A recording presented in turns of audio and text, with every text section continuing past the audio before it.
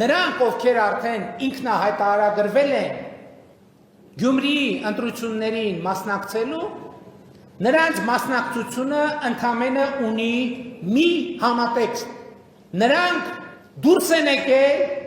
իրենց գողացված գույքերը պաշտպանելու վերջին կռվին եւ վերջին ճակատամարտին։ Նրանք դուրս են եկել իրենց թալանածը պաշտպանելու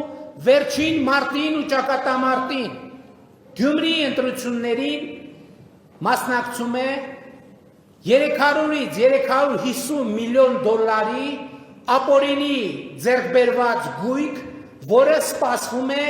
վերադարձի